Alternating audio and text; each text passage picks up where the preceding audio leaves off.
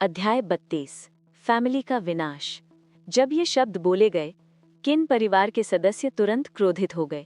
किन परिवार के मुखिया का चेहरा भी गुस्से से लाल हो गया, उनकी आवाज में द्वेष भर गया।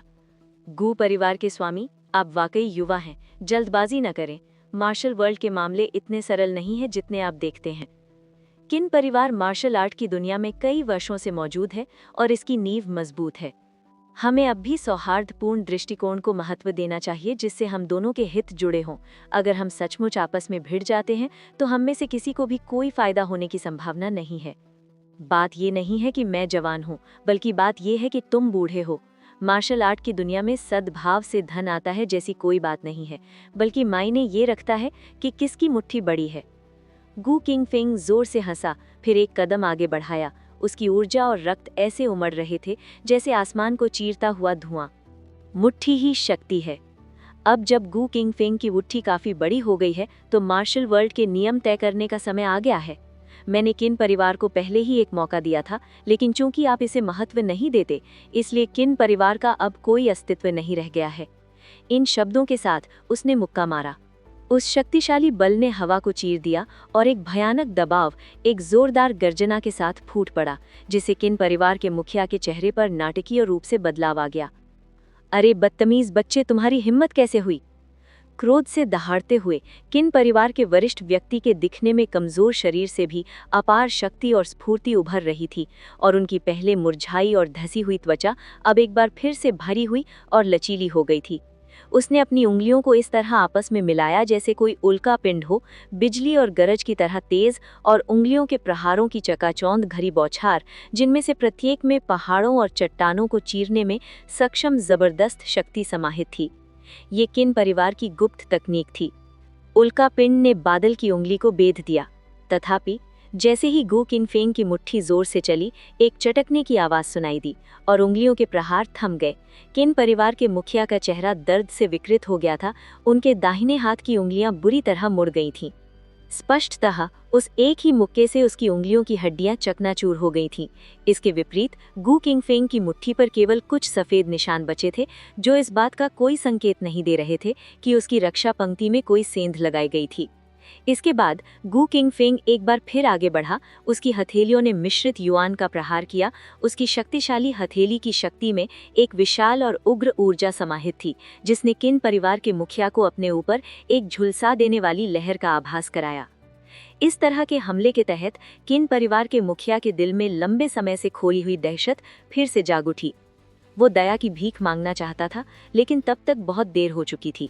इसलिए गू किंग फेंग की भयंकर हथेली की शक्ति का सामना करते हुए किन परिवार के मुखिया को केवल अपनी पूरी ताकत जुटानी पड़ी और इसका सामना करने के लिए बेताब कोशिश करनी पड़ी। बूम! ताड़ के पेड़ धड़ाम से नीचे गिर पड़े। किन परिवार का शरीर पल भर में हवा में उड़ गया। रास्ते में किन परिवार के कई शिष्यों को टक्कर मारते हुए उनके शरीर उस प्रचंड बल से कुचल गए और वो चीखने भी नहीं पाए और मौके पर ही मर गए। जब किन परिवार के मुखिया ने जमीन पर कदम रखा तो उसने चुपचाप एक और घूंट ताज़ा खून उगल दिया। ये सब पलक झपकने के भीतर घटित हुआ। गू किंग फेंग के हमले से लेकर किन परिवार के मुखिया की मृत्यु तक ये महज कुछ ही पलों का मामला था। जब तक बाकी लोग संभल पाते, किन परिवार का मुखिया मौके पर ही मर चुका था। ये दृश्य, इससे सभी के चेहरे का रंग बदल गया। किन परिवार का मुखिया, वो मार्शल आर्ट की दुनिया में कई वर्षों तक एक प्रसिद्ध बलवान व्यक्ति था। यद्यपि उन्होंने लंबे समय से कोई व्यक्तिगत कदम नहीं उठाया था, लेकिन उनकी प्रतिष्ठा में जरा भी कमी नहीं आई थी। तथापि गू किंग फेंग के सामने इतना शक्तिशाली व्यक्ति भी कुछ वारों में टिक नहीं पाया और मौके पर ही मारा गया।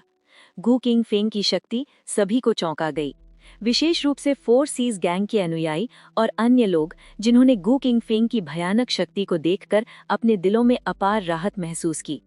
सौभाग्य से वे पहले ही गू परिवार के सामने एक कदम आगे बढ़कर आत्मसमर्पण कर चुके थे, अन्यथा इतनी शक्तिशाली हस्ती को नाराज करने के परिणाम स्पष्ट थे।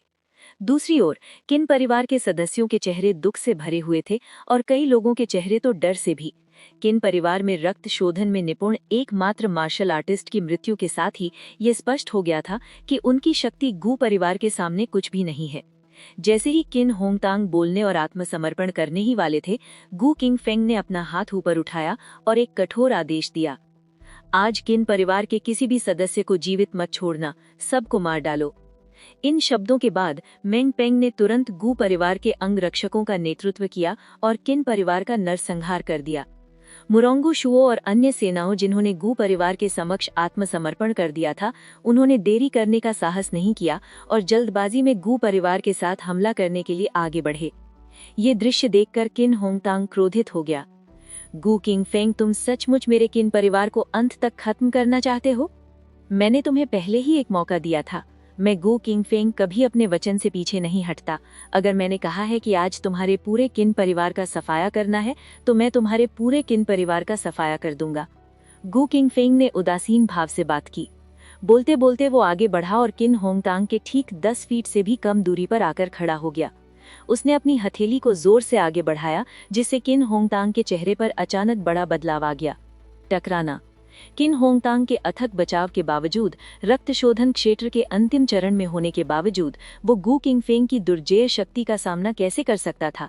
उसे एक जोरदार प्रहार से सीने पर चोट लगी, जिससे वो तुरंत अंदर की ओर धंस गया। बिना चीखे ही वो वहीं पर पूरी तरह मारा गया।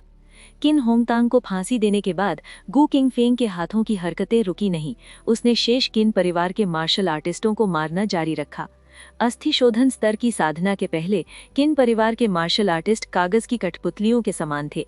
कोई भी उनके एक भी वार को सहन नहीं कर सकता था। अग्नि सूर्य दिव्य हथेली के वार से किन परिवार के सभी मार्शल आर्टिस्ट मौके पर ही मारे गए।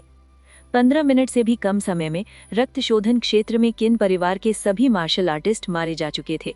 रिफाइनिंग स्किन दायरे में बचे हुए लोगों को भी मेंग पेंग और 4 सीज गैंग के लोगों और अन्य संस्थाओं द्वारा बेरहमी से मार दिया गया। आखिरकार भले ही ये ताकतें किन परिवार जितनी शक्तिशाली न हो, लेकिन इनकी नींव मजबूत थी। कम से कम स्किन शोधन स्तर पर तो इनके पास अब भी काफी विशेषज्ञ मौजूद थे। इसके अलावा रक्त शोधन में नव उभरते विशेषज्ञ मेंग पेंग के नेतृत्व में किन परिवार के मार्शल आर्टिस्टों से निपटना स्वाभाविक रूप से कोई समस्या नहीं थी। जब आखिरी योद्धा भी गिर पड़ा तो मेंग पेंग गू किंगफेंग के सामने आया और मुट्ठी से प्रणाम करते हुए बोला, परिवार प्रमुख को सूचित किया जाता है कि किन परिवार के सभी मार्शल आर्टिस्ट मारे जा चुके हैं। ये सुनकर गू किंगफेंग ने उसकी ओर एक नजर डाली। उसकी आवाज उदासीन और भावनात्मक रूप से स्थिर थी। मैंने पूरे किन परिवार को मिटाने की कसम खाई थी। अब अगर तुम रुक जाओगे तो क्या तुम मुझे अपना वचन तोड़ने पर मजबूर करना चाहोगे? इन शब्दों के उच्चारण के साथ मेंग पेंग के दिल में एक सिहरन दौड़ गई। यद्यपि गू किंगफेंग ने उदासीन भाव से बात की, लेकिन मेंग पेंग को उसकी निर्मम हत्या की इरादे का एहसास हो गया। ये स्पष्ट था कि वो मेंग पेंग की हिचकिचाहट से पहले ही असंतुष्ट था। तुरंत मेंग पेंग ने अब और संकोच करने की हिम्मत नहीं की।